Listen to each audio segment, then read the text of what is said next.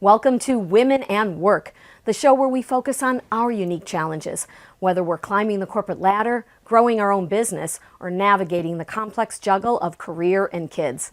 I'm Diane Mocha, founder and CEO of the childcare app MomSub, like a substitute mom. Today we meet one of many women making work fit her life. The interview was done in the past, but the insights are just as relevant today. MJ Wexler is, Works for you. Okay, excellent. And so, where did this idea, have you written a children's book before? No, so I've always loved writing.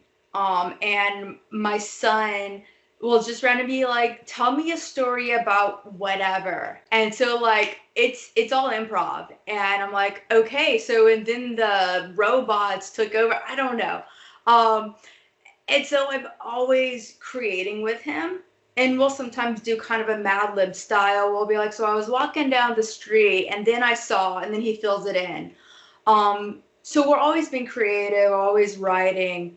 And this started a couple years ago. My son is 2, and we're Jewish. And for the Passover Seder, it's usually a long, drawn out, half hour to several hour ordeal. And I was like, well, he's not going to sit through it. So I'm going to write a version that he can understand and that will be meaningful to him. And he'll get something out of it, but I'm not like overburdening him. And what's always meant most to me, for most religions, is this concept of standing up for others, of taking care of other people, of doing what's right. And I always saw this story in Passover. Like, I always learned about the religious aspects, but that never hit home to me. What hit home was the fact that Moses was raised as a prince. It would have been so easy to be selfish. It would have been so easy to say, like, yo, I'm royalty. And he didn't. He still stood up for others. And this is the message that I want to teach my son. Like, yes, no religion, but know the importance of standing up for others. Know the importance of being a good person. And even if you're taken care of, and my husband and I do a good job of taking care of him, he still has to do things for other people. I take him with me to donate food, to donate old toys. I have him go through all his toys and decide, what doesn't he use anymore? What can he give to kids who don't have toys? And I just always want him to understand the importance of being there for other people, even if you don't need the help. It's still the right thing to do. And that's a message I think lots of parents, most parents, I'm sure, would want to impart, and might even go through the effort to get books and things like that to read to their kids, and to discuss specific examples, and to do things like you do. But to actually write and illustrate and then publish a children's book, that's a big leap that most parents would not do. Why did you feel compelled to do that? It's just something I've always wanted. Like, I have loved writing since I was a child. It's something my grandma wanted me to do. And so putting all this together, and I thought it was a cool story. I thought it was a cool version of how to make that connection. A lot of parents struggle with that connection of like, okay, here's this religious thing that we have going on, but how can I make it mean something to my child? And so I wanted to bring that connection home, not just to my son, but for other kids. And I didn't start off as an illustrator, actually. I do have some design background. I do web design, but in terms of page design, illustrations, I initially started looking for illustrators, and I started looking at costs and whatnot, and the costs were a lot. And illustrators deserve every penny that they get. I just couldn't afford to give them thousands of dollars. And so I Googled, how do you draw people in Adobe Illustrator? I Googled like everything. So you'll see, like, if you like look really closely, you'll see like little differences. Maybe in one image, the pyramids are more, I'd say, like almost square, and other pyramids there are pictures that are really like tall and narrow. I don't have it 100% down. Um, but it was fun to learn. And if I go on and do more books, I have this new skill that I could craft and make better. You had this idea, you knew it was really important. You said you wanted to publish a book. I'm guessing this is more a labor of love than something where you went out and found a publisher and they gave you a big pile of money and said, we love it. Here. I'm getting traction with some journalists to get stories. And so if it develops into that, obviously, like, yes, I'm going to take it. I did do this as a labor of love. I'm trying to reach out to as many families as possible, getting involved with different communities. I initially, in my mind, I was like, well, this is the Passover story. Looking at the Jewish community, a good friend of mine is Catholic, and I had her go over it because she's also in the writing world, and she's just a beautiful writer. And I had her look at it, and she was like, this is something I would read to my nephew. And here's someone who goes to church every single Sunday. She's like, no, I learned something because I don't know anything. She's like, even though I go to church every Sunday, I don't know about Passover. And she's like, no, I would read it to my nephew who is 4 years old. And so I was like, okay, I should go beyond the Jewish community and go to all parents, because yeah, all parents do really want their child to get that message of standing up for other people. So yeah, to answer your question a little more directly, it did start as a labor of love, but if the contract comes in, I'll take it. So you've actually published it, some versions of the book? Yes. A hardbound copy, like the copy you might see at the library or at a bookstore? Yeah, so, oh, that doesn't show up. There it goes. Nice. So okay. Amazon has a really cool program where you could assemble all the pages yourself. It's called KDP, and you put it through their system, and they print on demand. That's awesome. It's beautiful. So it's not just kids' books, it's novels, it's everything. So rather than having to get the contract or go through a company that you need to put in an order for, say, 5,000 bucks and front the money, literally an order comes in, Amazon prints it. And so I have no costs up front. People who do go through the effort of hiring someone who does page layout, illustrators, they have to pay for that up front.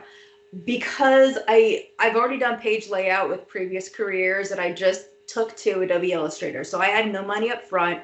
I just went through this KDP program, and they are printing it as people order it. So have you officially launched it, and have you sold some, and when did this come out? I put it out a few weeks ago. I'm getting some traction, getting some sales in, and it's going good. It's nerve-wracking. I'm looking to see when the articles are coming out. I've spoken with a few journalists, and it looks like articles should come out in the next 1 to 2 weeks. So it's getting exciting when stuff is happening. Cool. So eventually you'll be doing a book signing, right? Oh my God, as soon as the pandemic is done. And that's also part of why I've been slow with all of this. Like, I didn't go after big publishers. I didn't go after anything because really there's not a lot I can do right now. I'm taking the pandemic very seriously. Not to the point that I'm going insane. Like, I have gone out in the world, but I'm not gathering in groups. I'm being very safe and cautious. And so when the world opens up, when we can have in-person book clubs and all that stuff, yes, I want to do readings. I want to do the book fairs. I want to do all of it. How fun. Yes. So speaking of the pandemic and your approach to it, I'm sure that's a little informed as a result of you being a mother. So you have one child, correct? Yes. Very, very hyperactive 4.5-year-old. Boy or girl? Boy. Okay. And can I have his? His name is Benjamin. Benjamin. Okay. So you have an active 4.5-year-old boy in preschool? Yes. He's in a fantastic Montessori program. And it was so scary at the start of the pandemic because I pulled him out about a week before they closed school. Then they were closed for about 2 months. And then the beginning of June, I believe, we started him back very slowly. And they did it right. They did everything right. They got a brand new HVAC system. So it like purified the air to the 10 millionth degree. I don't know the science, but it works. The kids have a different pair of shoes for school versus home. A ton of hand washing and sanitizing. And they said, look, since then, like the whole summer, there's no hand, foot, mouth, which is usually huge at daycares during the summer. There's been no cases of strep. There's been no cases of anything. And so those first weeks were very nerve-wracking, but they do it right. And it's such a loving, loving facility. Like, they love him. I know he's getting love at school. And how often does he go? He's every day, full day. And yeah, do you work full time? I do. So I wear a lot of different hats. I teach at UCLA online, obviously. I have different clients for different projects that, it ebbs and flows and whatnot. So it's not 100% of the time that I work 100% of the time, but there are definitely times when I'm like insanely busy. So it's good to have that. When we started back after the pandemic, he was going just until noon, and he would ask to stay. And so I'm like, yeah, cool. Sure. He likes it that much. Yeah. He likes it that much, and it gives me time. So like, even if, say, the past month I wasn't working full time, the past 2 months I wasn't working full time, but I was getting this book together. And so, yeah, that wasn't initially a paying 9 to 5, but him being in school allowed me the time to put this together. And what do you teach? And is that connected to the side projects you do? Yeah. So I teach digital analytics. So what people are coming to your website, how do they get to your website, what's going on with their social media, how is your email campaign going? I teach all of that at UCLA. Side projects is I do web design, I do digital consulting, Facebook ads, anything in the digital world. So I think that's why it was so easy for me to pick up the Adobe Illustrator, because even though that wasn't my background, I didn't go to school for it, I use all of the other tools. I already do some small graphic design to create Facebook ads and web ads. So it all comes together. And so were all these things part of your life before you had Benjamin? Yeah, I've always been very much into the digital world. Like, I taught myself web design 20 years ago, when the coolest thing in the world was the website that like blinked. Like, if you think back to like a Netscape style of website from 20 years ago, that's when I got started. And I've gone back and forth. I also have background in politics, and so I've gone back and forth with doing web design and that digital stuff, and doing political work as well. I've brought it together. I've done digital work for political campaigns. So honestly, I have ADD, and so I pick up different careers based on what I'm feeling, and I look at it as a strength. It's not a weakness at all, because I can always learn something new because of my ADD. I just heard someone describe it in a book I'm listening to as, because they said there's the stigma associated with it, and there shouldn't be, because it's really just like a Ferrari that like always wants to go fast, but just the brakes aren't working right. So when you work on the brakes, you have, you have a better sense of how it was, I'm not expressing it right, but it was a really cool analogy. You just have to learn how to control the Ferrari, because you can do awesome things with it if you know every single way how it works. And that's really a great analogy. My son, I'm convinced, has ADD, and people look at me as if I'm like this horrible mom for saying that my 4-year-old has ADD, because you can't diagnose that young. I'm like, well, first of all, I'm not saying your kid has ADD. I'm saying my kid. So I'm not insulting your kid. Second of all, like, I know because I've been there. I know because I spend a lot of time with him. He's been in daycare since he was 18 months. And every teacher he's had in this classes have like 5 teachers at a time. So we're talking like 15 teachers have said, no, he actually is the most hyper child ever. And I'm like, well, okay, so I'm not insane. That actually makes me feel better. And so with my son, I see what's going on and I see where his hyperactivity is and I know how to talk to him about it. Um, it's fine. We can work with it. Like, it's not a bad thing. There's no stigma. He'll go far as long as I could keep him on the right path and show him how to channel the ADD. Mhm. I see another book in the future about this, maybe. Oh Right? my A lot of God. kids out there that would probably be, and parents, helped by having someone sort of set the record straight of what it really means and change the stigma. ADD is my superpower, you know? Yeah, no, I have like 20 books planned, so we'll see. So you said you were married, Yes. and so when you um were when you got pregnant, you're getting ready to have your child. Of course, you and your husband are talking all about, okay, what are we going to do? Are you going to continue to work? Are you going to stay full time? Are you going to go part time? Are you going to be stay at home mom? What was the thinking then? Were you on the same page? Did things turn out what you expected it to be like, or did you have to evolve because things, didn't go as planned? Yeah, my husband is one of those like weird unicorns who's actually just amazingly supportive and will do anything to make sure we have it right. Like I put him up there, I can't think of his name, but Ruth Bader Ginsburg's husband who was like, yes, you go ahead, and Doug Emhoff like is saying the same thing about Kamala Harris. He's like, yeah, I'm going to support her. And I'm not putting myself at their greatness, but I'm putting my husband at their greatnesses. Um, and whatever we need to do. And so it is a pinch on money for me to not work full time, but at the same time, we can do stuff with our son. Before the pandemic, I would get our son early from daycare, take him to swim classes, take him to anything, and to be able to have that time, or in the morning, if I had a 9 to 5, I would have to get my son out the door at like 7:30 in the morning. And when you consider traffic in LA, probably closer to 6:30 in the morning. And I want that time with my son. I want to be able to be with him, to give him the cuddles that he needs, to give him the attention that he needs. I don't want to kick him out the door. There have been times where I had to drop him off early.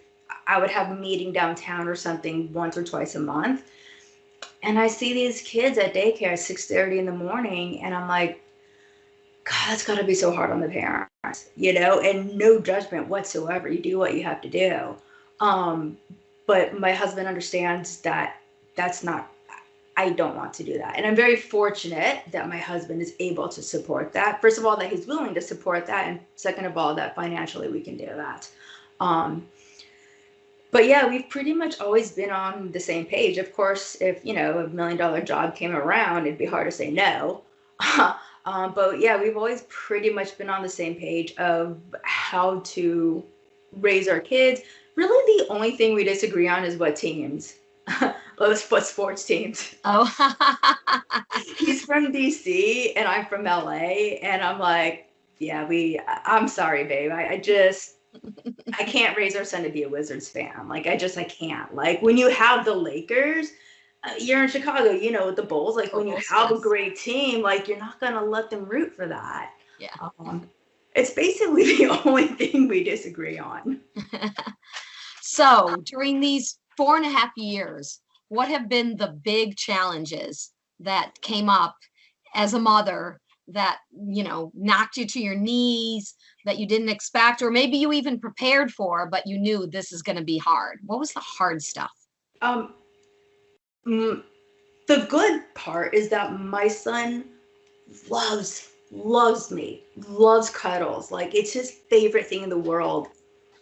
But he also won't let go of me. and so as much as like I just want to inhale his cuddles, and I'm like, cuddle me for the rest of your life. Like, I want to be like Beverly Goldberg on the Goldbergs, I'm like, dude, like, can I go to the bathroom?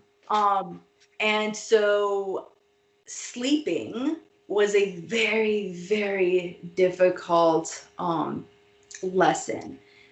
The whole cry it out. it wasn't for him. Some kids it works. Some kids they go to sleep after 5 minutes. And if it only took 5 minutes, I would have suffered through those 5 minutes. It didn't work for him. He was waking every hour on the hour. He cluster fed, and so for the first year, I was nursing him every hour.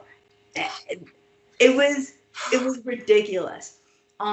Starting around a little before he turned 3, he was climbing out of his crib, wanting to come in bed with us. So to keep him in his room when he's coming out of his crib, like how do I keep him in there without like imprisoning him? And it was so long and painful. I wasn't prepared for 3 or so years of not sleeping.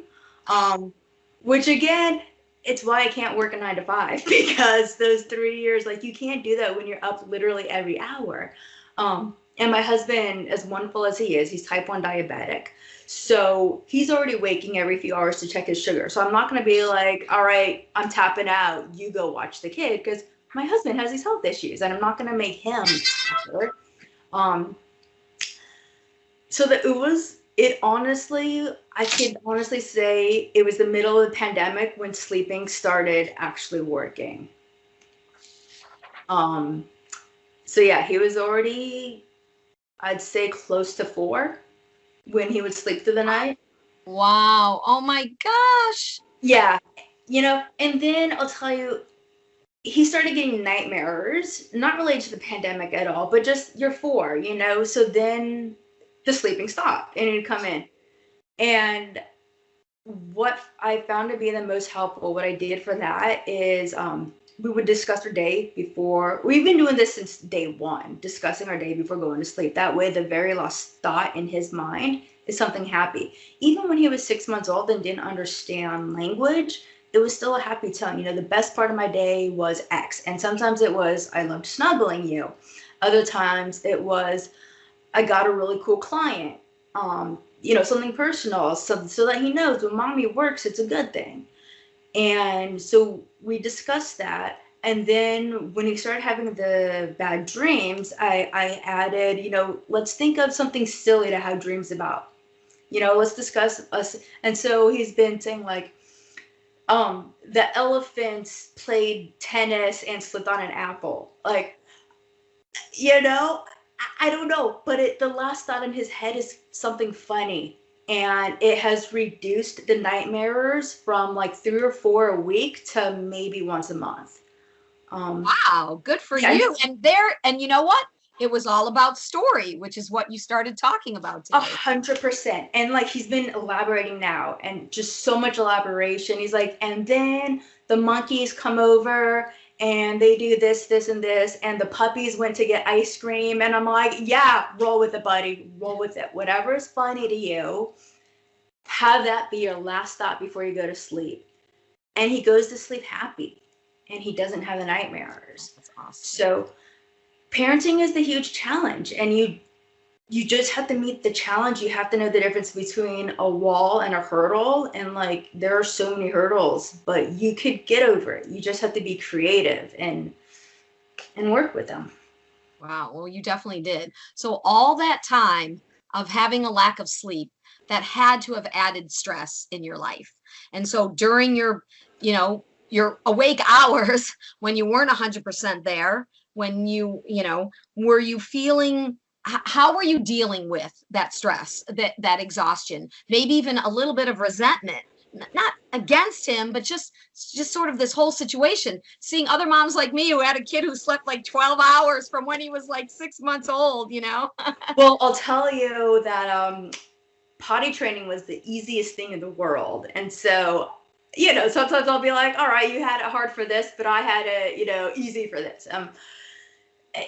Everyone is different. And luckily, like for me, like I don't actually feel stress. And that was like an issue on a lot of jobs that I've had, because if something goes wrong, I don't panic. I don't you don't see me like worrying. I'm like, oh, okay, well, we just have to go fix it. And I go fix it.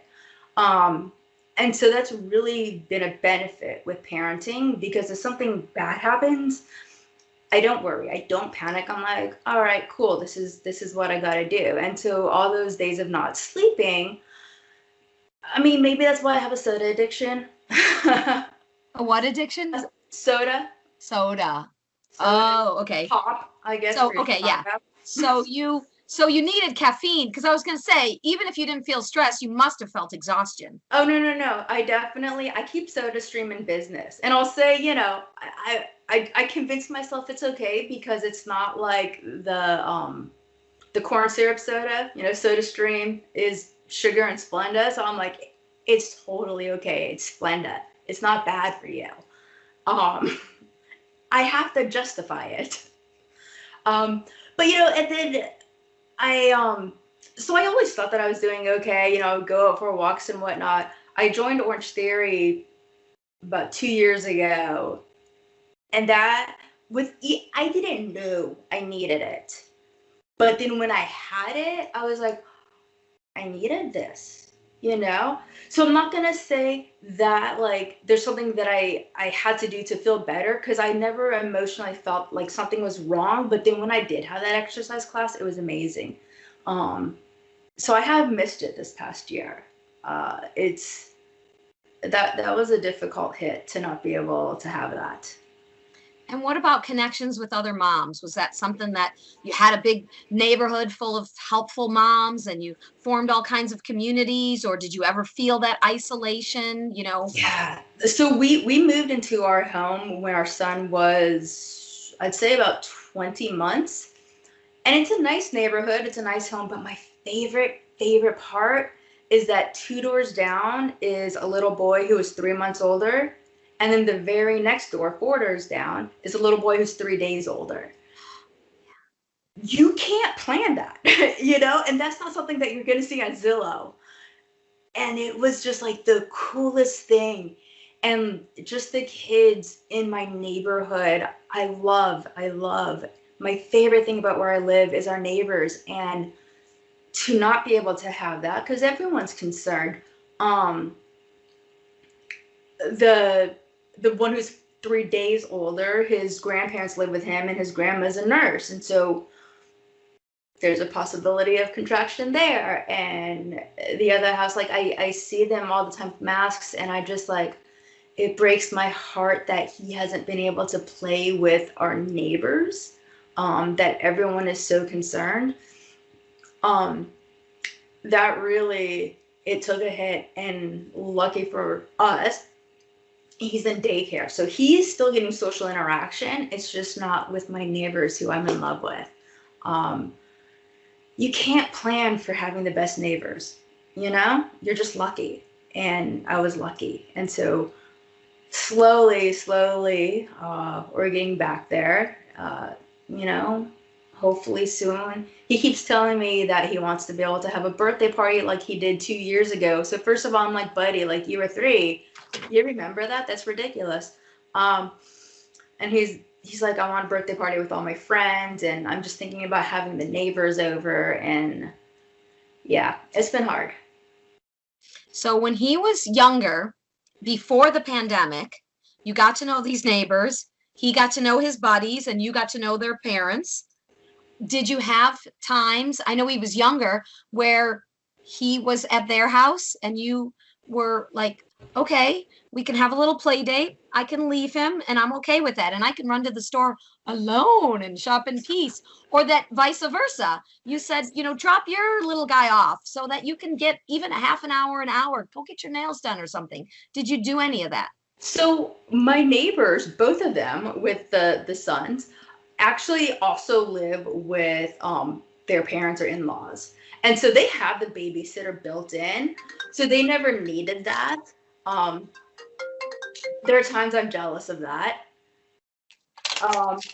But I'll say for me, honestly, the reason why I haven't done that is he's so hyper. I don't know if I'm at the point where I can just be like, yeah, I trust you, with my incredibly hyper 2-year-old who doesn't listen. So I trust him now. Like, he is a lot more understanding of rules. He's still hyper, but he understands consequences. He understands rules. He understands stop before the cars. These are things he didn't understand a year ago. So now I feel a little more inclined to be like, yeah, go for a play date, buddy. Have fun. And then the world shut down. So it would be great if in the next few months, as numbers go down, my husband and I have both had the first round of vaccinations. The grandparents in the neighbors' homes have all had vaccinations. So as we feel a little more safe, that would be great to be able to have. And did you check out what I'm doing with Mom Sub? I did. That was cool. So Definitely. this is, yeah. I was gonna say, so basically it's like, Airbnb for your kid. Right? And you can do it just because it'll identify moms who are on the app that you already know, that are in your contacts or go to the same school that your kid does. You could trade with just, moms set up play dates, trade childcare with moms or you could venture out and do it with others. So even for instance, if you were like, oh man, he's really craving some socialization, I'd like to ask him, but I don't know if I want to bother them. And if you saw that they listed themselves as available, do you ever, I know you said, hey, I didn't feel that emotional stress when he was having his issues, but do you ever have that, that mom guilt, or that, when you reach out for help from others, that you're like, well, I shouldn't be asking. I don't want to bother someone. I should be doing this myself. Do you see the value of that, of being able to sort of connect without asking, quote unquote, for the favor? Yeah, no, and that makes a huge difference for them to have already put themselves out there saying, I'm available for this. Because to just randomly call up, someone from school, like, that's weird. But if someone's like on the same app and the same social network, whether it's the same community or the same daycare, that makes a difference. And another aspect that I think that can help with is this whole mom friend starvation thing. When you're young and in school, you make your friends at school and it's great. Or if you have a 9 to 5 with cool coworkers, you make your friends there. But if you work for yourself, like I've been doing for the past, 6-7 years, or a mom who's not working, any of that, like you kind of have this little island and you're starving for friends. And I think that that's another cool aspect that kind of like an ancillary benefit of your app, is that you could find that extra person of like, oh, hey, you're cool. Now let's ditch the kids with the dads and we can go get some martinis. Like, I don't know if that was a planned intent, but I think that it can definitely develop from the app. And with the pandemic, all of us haven't really had much of that. Do you feel that? Do you think that you miss, do you wish that your circle was a little bigger? Are you kind of looking forward to that as the restrictions lift? And what do you think it is that adds to your life? If you were able, even if you were kind of seeing them here and there, like, hey, come over for a little bit and I'll watch yours and you watch mine. And then, like you said, and then another day we'll go off and leave the kids with the dads. Yeah. Yeah, no, that's what I'm most looking forward to is the whole idea of like, okay, dads, go play video games together, send the kids upstairs, whatever, as long as there's a grown up around. Moms go out and do our thing. I think it'll be good, and I think that we'll all be so much more appreciative of everything that we have. And it's funny to have this conversation because I'm sure you have viewers who are not in such lockdown areas. I have a friend who is in Florida who I've been texting, and I'm like, tell me what it's like. Have you been to the mall? Like, can you get a refill on your soda? She's like, yeah. Like, what do you mean? You can't get a refill? Like, no, I can't. Like, I went to McDonald's to get fries and they had a sign saying no refills. And I'm like, so yeah, it's funny how like it's not the entire country that is going through this. For anyone watching not going through this, it's crazy. But yeah, I look forward to it and I will appreciate it so much more now that I couldn't have it. Anything else you want to add about sort of just where you are with a 4.5-year-old and what you really learn if a mom who's got a child not as old asked you, like, you know, what's the wisdom that you have to impart, you know? Yeah, just talk to the child about, I'm trying to think how to phrase it. I don't tell my son, this is what I expect out of you. I ask him questions to get him to come to the conclusion of what I expect out of him. And I think that it's a good way that can last throughout childhood, not just when they're little, but when they're older. So what I do with my son, because like I said, he's extremely hyper. He's the sweetest little guy, I promise. He is so cuddly and lovable. He doesn't understand how hyper he is and how difficult that makes it. And so before we go to daycare every single day, I ask him, you know, what are things that nice kids do? And he'll tell me, well, they share their toys and they play with each other. And, you know, he goes on like this. I'm like, cool. And, you know, what are things, you know, that we do to show the teacher that we're nice? He's like, well, we let them teach and we let them, you know, help us with our writing. And so I don't tell him, play nice, share your toys, let the teacher help you. He tells me that this is what you do to be nice. And even nap time is very difficult. And so I was like, well, tell me about rewards if we take a nap. He's like, well, my reward is I get to stay up late. And by stay up late, I mean, I don't make him go to bed early, but he doesn't know the difference.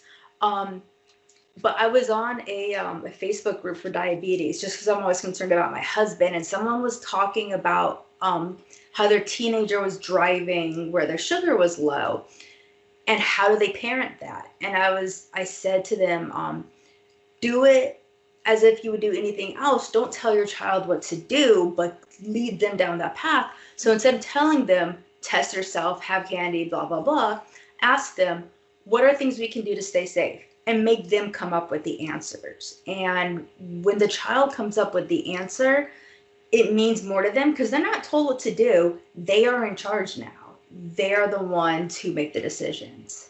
So. Yeah. Makes a lot of sense. So we'll see if it works when he's 16, whether or not he's getting in trouble. It's definitely harder when they're teenagers. I've been through that.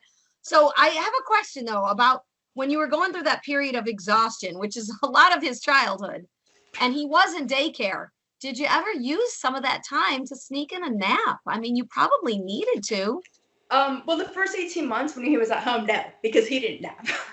Everyone told me, you nap when your kid naps. I'm like, but if he doesn't nap, then how can I nap? But at the point once he was in daycare, I'm trying to think what I was doing. I probably did sneak in a nap. I definitely took time to enjoy. I lived right by a mall, and so I would walk to the mall and just browse. I did take the time because I was so unbelievably exhausted. There's a lot of mom guilt that goes on. And do we deserve this? Do we deserve that, fancy iced coffee drink? Do we deserve the pedicure? And like, dude, it's exhausting, and you have to let your brain kind of unwind to be able to focus on being a mom and to do the right thing. So, yeah, of course. That's good. So he didn't go to daycare till he was 18 months old. Correct. So that first 18 months, you were home with him, he was home, and you were still trying to work. I was trying to work. Yeah. I don't know how. Yeah, I was trying to work at getting clients. It was difficult. I would get clients here and there, and my mom lived about 15 minutes from me. And so sometimes she would come over to help. But yeah, it's a challenge. And living in a big city with no public transportation really narrows my employment options because I don't want him in daycare from 6 a.m. to 6 p.m. And if I have to drive downtown, that's what's going to happen. And so there are definitely all these struggles of, well, okay, I should take financial burden off my husband, but really I'm not going to do this to my son. and what am I doing to myself? Because so it's definitely a mind twist, and I deserve that pedicure. Yes. So having your mom as a backup plan definitely helped you to kind of keep your career going, keep your sanity now and then. You know, not everyone, I was fortunate, you know, my dad, the stepmom, lived very close and helped all the way. I have, you know, college students now, and Yeah. all the way growing up, I got that help. And I feel so bad for so many people that don't have family nearby. That's one of the reasons I am creating this app, because I feel like even if you just have a few people you can connect with and know when they're available and Yeah. trust, you know, if you don't have family. I mean, do you think it would have been much harder for you without having your mom nearby, or without having the money to pay for daycare? Yeah, no, like all those things. Like, how do people do it? I don't know. Like, I joke with my husband about moving to Vegas because it is so much cheaper there. Like ridiculously cheaper to live in Vegas. And he's like, there's no one who can watch Benjamin if there's an emergency. Because not only is my mom here, my aunt and uncle, who my son loves, are even closer than my mom. And not that we haven't done much during the pandemic, anything at all. But pre-pandemic, like if there's an emergency, yeah, go for whatever, it's good. And to not have that, it definitely affects this life decisions, in terms of where to live. And daycare is expensive. Oh I'm my sure God. yeah. Yeah. And right now we're struggling with if we're going to continue for kindergarten, because if schools aren't open, or if it's Zoom, or if it's a plexiglass, I don't know. And so we're struggling if we're going to take that financial hit. I'm very fortunate with my son having such a good daycare, and the daycare is a mile away. So we're not even like traveling far for it. I fully realize how fortunate I am for that. Like, I don't want to seem like it's an option for everyone. But it'll take a hit if we do that. Daycare is not cheap. I can't believe. And then like you look on Facebook, and so like I'll see in mom groups people talking about the prices. It's insane how much some people are spending. And a lot of it depends on what area of town you're in.